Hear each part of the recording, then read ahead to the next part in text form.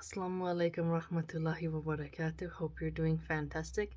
I have a wonderful toasted marshmallow scented candle, nice and relaxing. If you don't have a nice night routine, I highly recommend you start getting you some nice scented candles. Treat yourself. Now, I want to talk to you today about cannabis. And I understand this is a hot button topic.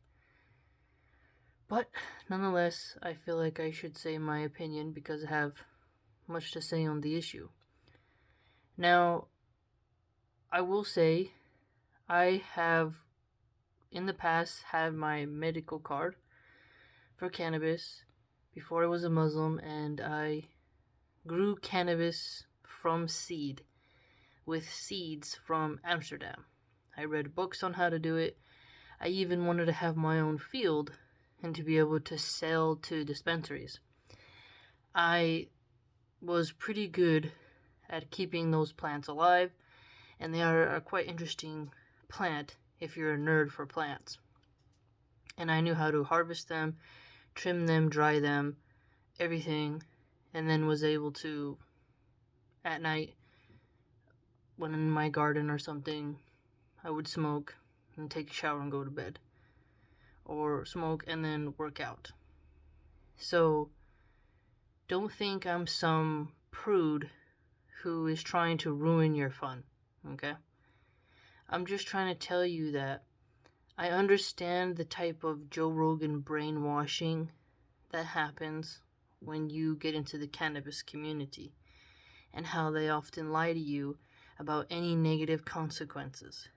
And what I want you to think about is how you can get lost in that alternative realm. Like, my dad has smoked weed my entire life. He's never not high.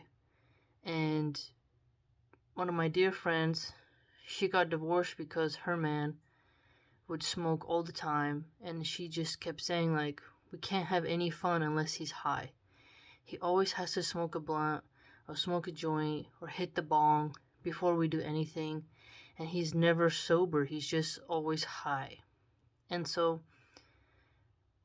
the more I talk to people, the more you get a very balanced perspective about how people, they go into this other realm of weed, and each strain is different. This is true. Each one has different THC and such, but still, people get hooked to that feeling where they start to get, anxiety when they're getting ready to smoke. Their mouth waters. They feel like they have to use the restroom. They start getting sweaty palms when they're about to light up. When they're at work, they can just think about the next time they take a hit. It changes people. And then some people only want to hang out with you if they can smoke with you. Some women only want to have intimacy with certain men when they're high. And so the abuse of cannabis can really take an impact on your life. And lung cancer can still come from smoke hitting your lungs. Liver and kidney problems can still happen from you consuming vast amounts of edibles. Not to mention your memory, your cognitive function. And don't think that you smoking all day, every day, or 4 days a week, or 2 weeks out of every month isn't going to be bad for your health overall. And sure, maybe some people have gotten away with having other health problems and not feeling the results from cannabis. But what I will say is that don't think you are somehow immune from any problem, just like some people used to be able to smoke cigars all the time. They didn't get throat cancer, while others, they did. Other people drank whiskey, every other day, worked on the farm, didn't get organ failure. Others did, right? A lot of alcoholics in my family have died from it. So, what I'm trying to tell you is, If you feel like you can't be sober from weed for a week, you're addicted. Now, you have to ask yourself, why am I smoking? When I used to smoke, it was because I had a horrible, just terrible human being of a manager who she was always on my tail. And it wasn't because I wasn't doing my job, it was just she had this helicopter management style that would make you physically sick. She was just a terrible human being. And the day that she moved back to Boston was one of the best days of my life. And she was somebody who, till this day, if she was falling off a cliff, I would step on her fingers so she could fall faster, because of how horrible of a human being she was to work under. And I would get tight chest pains, and I just couldn't handle the pressure. This was before it was a Muslim. And so, little by little, I started getting into, what can I do to calm down? Didn't want alcohol, knew to stay away from everything else, so that door was open, and at that time I was listening to Joe Rogan and his propaganda. But then later on, others made me realize that, why am I taking health advice from a guy who's a bisexual porn addict and who takes, supplements and all this other stuff? He's a millionaire. If he gets any health problem, he has better doctors. People like me would have to go to the community clinic. Why am I putting my health at risk for this guy? And there's way more that could be said in a negative sense about Rogan, but we'll save that for another time. And Willie Nelson, people name celebrities, and it's just like, well, they'll have access to different doctors than you. And their lifestyle is different than yours. And if you're a parent and you're always high, it's going to be a problem. I have a family member who, unfortunately, she still smokes a lot and has a 1-year-old son. And her man, the stepfather, her boyfriend, smokes. And I've tried to give pep talks about, well, when you have a small child, the only time if you can't quit is you should smoke when they are asleep. And you should brush your teeth and use mouthwash and take a shower and rinse that smell off of you. And you should use it in a sort of meditative, relaxing sense if you are having a hard time quitting. But if you're using it in this abusive manner where you're neglecting your hygiene, neglecting your chores, hyper fixating on your makeup, using it and then watching porn and then doing horrible things, if you're using it for these really bad purposes, you're really harming yourself. Either way, dependency on anything is damaging. So if you are having dependency on cannabis in order to relieve your stress, you're not actually getting rid of the problem. It stays there, but you just go into another dimension for 2 hours and you go inside your head and you can stay there. For me, I realized that I have the personality where, let's say I didn't have a child, right?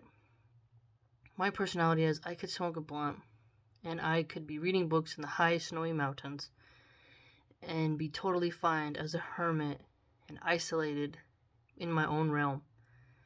And one has to remember that you have a bit of a duty to society and to yourself. And just because you can be content with isolation and a monastic lifestyle doesn't mean that you are constantly escaping this reality and running away through escapism in the clouds of smoke. You have to really face who you are. If something's troubling you, you should think of it from also a sober perspective. And if you are only interesting when you're high, you're not actually interesting. If you compare Joe Rogan when he's sober to when he's not, you begin to see he's only interesting because he's a drug addict. And then you realize when he's in his old age, he's probably going to be one of those weird shamans who are taking acid and PCP and just rambling about. Because long-term drug use erodes the mind, it erodes your focus. And dementia is a really big problem for a lot of people now. And harming your memory on purpose so that you can escape temporary problems is not a solution.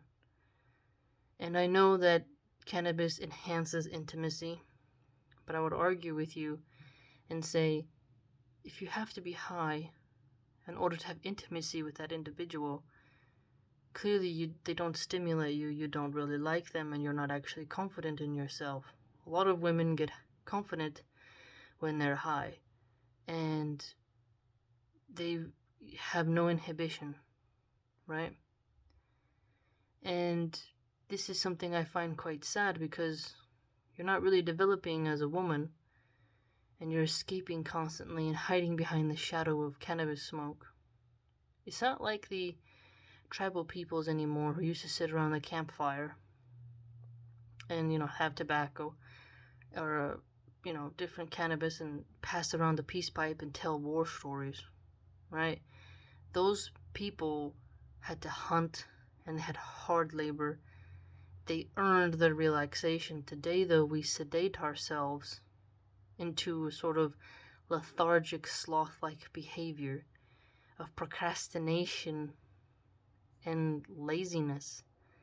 So if you're smoking all the time, it can hold you back. You can become to love it more than you realize. And if you can't handle being sober, you should start writing down what it is that you don't like about your life, and how can you fix it? How can you learn to be content with what you have? How can you repair certain things, and how can you heal certain trauma? Because the cannabis doesn't heal your trauma. It just puts you in a different mode in your mind. And one thing in particular is that cannabis can make you replay certain things over and over and over, and you start to kind of hyper-focus, go into it, and then you start becoming skeptical. You start becoming argumentative. You can become paranoid in the sense of this person's out to get me, or you can have a panic attack. I used to kind of like the panicky feelings because I used to just ride them wherever they went. It's like, okay, whatever freaked out feeling I'm gonna get. And then I'd write a couple of notes and stuff, and then try to look at it the next day and figure out what it was, right? But some people can't handle that. They hear noises, they're like, what's this? Some people get very weird. Also, I like to say this to you as well, is that smoke gives women more wrinkles.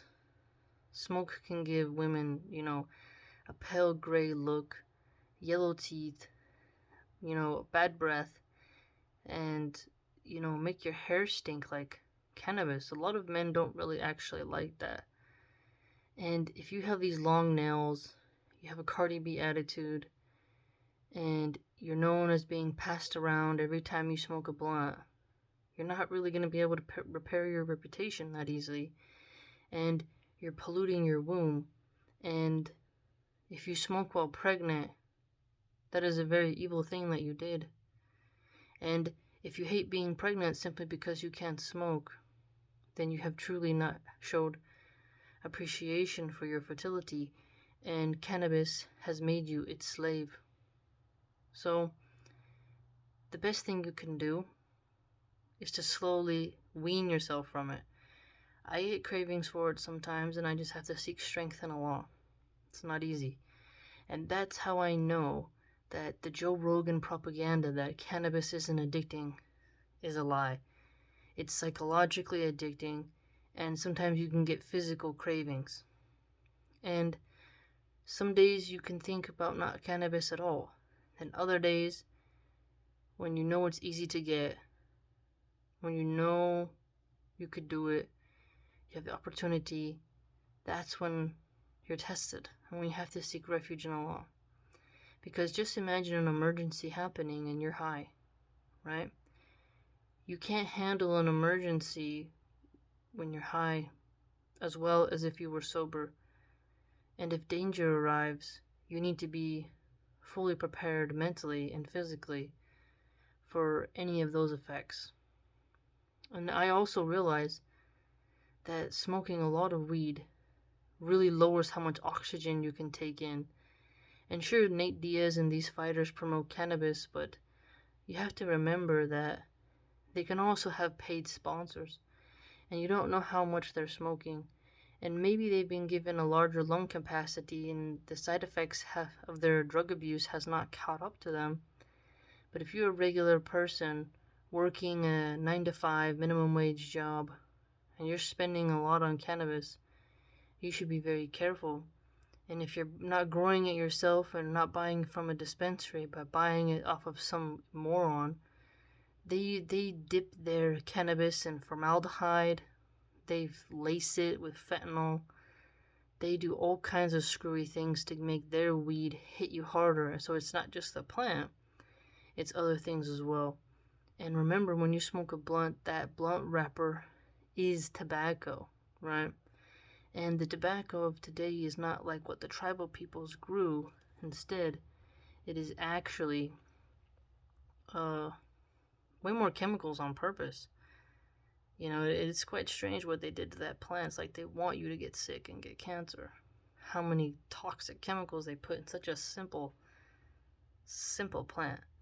But that tobacco gives you an extra buzz mixed in with the cannabis. So you're getting both tobacco and weed mixed up. And then people sometimes take an energy drink. They do other things in combination with that blunt and drink coffee, other things. So they're mixing all these stimulants, so it's not really good for you. And if you depend on it for sleep, you need to figure out better ways to fall asleep. It's not sustainable. And so, hear me out and see what you can do to break your dependency on cannabis. And when someone says, well, no one's ever overdosed from cannabis, understand that it's the measurement of what is harmful for you is not always in terms of overdosing, right? Obviously, overdosing is a serious issue. But to pretend that there is 0% chance of you developing any health consequences or family problems or law problems or mental problems, anything like that, by using cannabis is just dishonest, you know? And I would also urge you to stop idolizing people who glorify cannabis and they never really warn you about some stupid things you could do or say, mistakes you could make, how you can just be trapped inside your own mind, being suspicious of everyone around you or just too talkative. And most men, when they get women to smoke, it's just because they want to get in their pants. Okay? And you should just be very cautious, you know? There's so much more that could be said about weed culture and every single facet of group out there. But I just highly encourage you to be honest with yourself and just to look at yourself and say, is that who you want to be? Do you really want to have to let this plant control your life? If you're a person who does it twice a year when you're hiking, that's quite different than someone who's using every day, or every other day, or every week, every month. That's quite different. It won't be easy for you to quit, but by you realizing it's not easy, you can be more honest with yourself. And that is the part of the first step. Because if we want to get true religious knowledge, if we want to be strong, steadfast, fully in control of our faculties, we have to break free from everything that enslaves us. And cannabis is one of those. So let me know what you think.